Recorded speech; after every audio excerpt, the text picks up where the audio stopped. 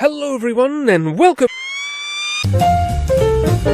This is Asia, and here's Tajikistan. Now let's go, Tajikistan, shall we? Bolted fast in the thick of Central Asia, the mountainous nation of Tajikistan was inhabited in the early Bronze Age by farming communities that set up a civilization that lasted several centuries. Iranian influence was also present in those days of bronze, and the Tajiks are an Iranian people who speak an Iranian language, a dialect of Persian to be precise. And speaking of Persian, Tajik lands were included within the boundaries of the Achaemenid Persian Empire, which was, in its day, the world's largest state. Then it collapsed after Alexander the Great rode in and conquered it. Tajik lands were afterwards part of the Greco-Bactrian kingdom, which did its thing until new invaders invaded and later established the Kushan Empire, which attained its summit in strength under Kanishka the Great, seen here dressed in a triangle. The 8th century saw Arab invasions and the introduction of Islam, which today is the majority religion. Iranian rule returned with the Samanid Empire, and one of the Persian language's finest writers appeared in the Tajik poet Rudaki, not to be confused with the Rude Ducky. The Samanid nation, however, ended in the year 999 after Turkic invasions. The Mongols rampaged through and inflicted the usual mayhem, and afterwards the land fell to the Uzbek conqueror Timur. More Uzbek rule followed, and then more Uzbek rule followed.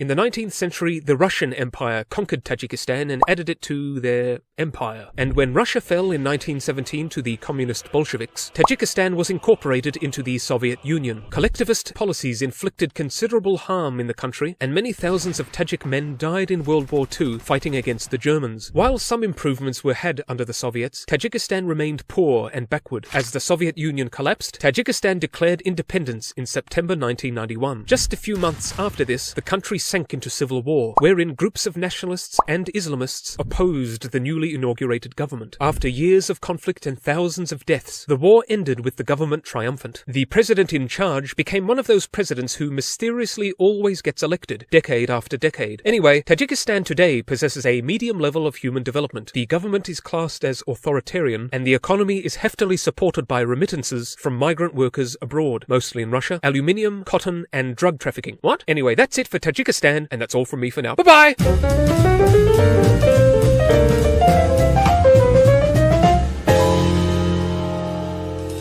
Tajikistan, a Muslim-majority country, has passed a new legislation banning the hijab. The controversial ban aims to protect national cultural values and prevent superstition and extremism.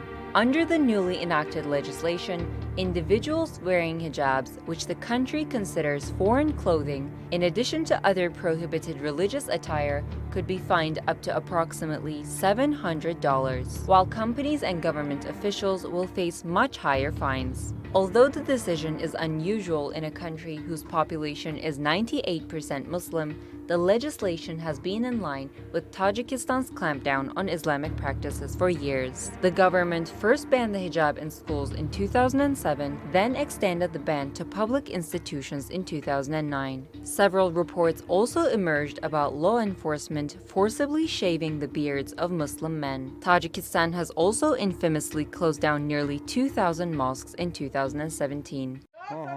They're known as the Luli, Tajikistan's formerly nomadic ethnic minority. The locals call them gypsies.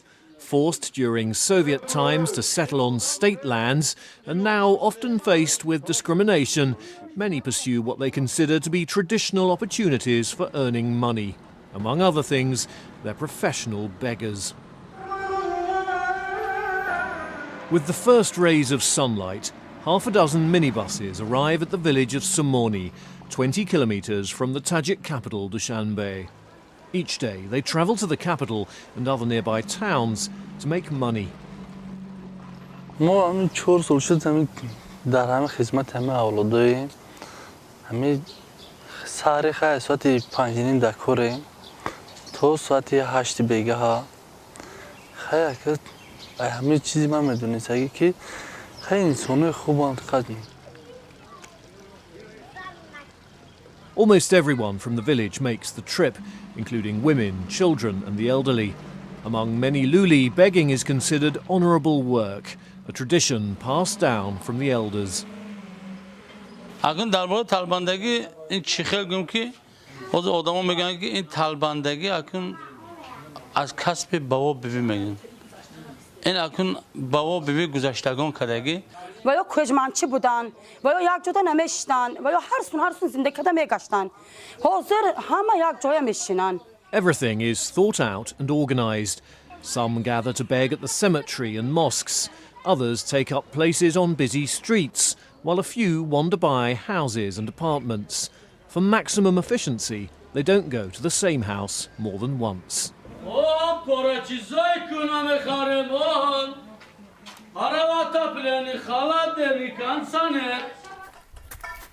Not everyone begs to make a living. Luli men also specialise in collecting and reselling scrap metal. They appear to have a monopoly on the trade in Tajikistan. One of the secrets of their success, old Moskvich brand cars.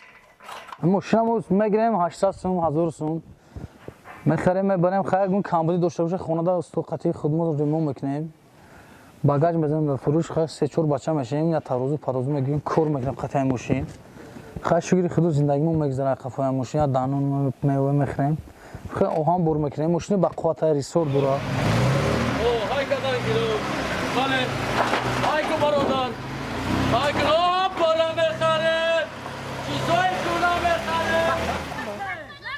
In Somoni, many of those who stay behind in the village are children. Some attend school, but there's a high illiteracy rate. Others tend animals. Alijon Kuchumov says it's impossible to imagine a luli without a friendly horse.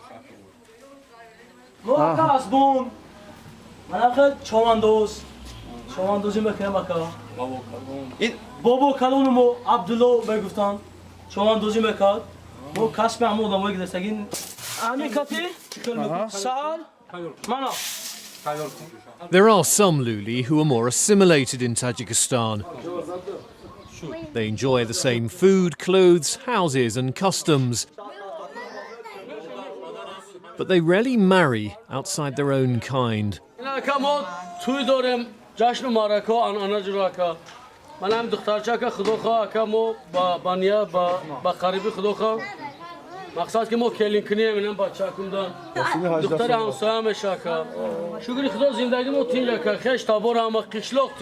The Luli make up a tiny percentage of the population of Tajikistan. A census put the number at 2,300, but community leaders say that record keeping is poor and claim there are about 40,000. Whatever the truth, they want to preserve what they have, a life and culture that's remained separate and unique from the world around them for generations.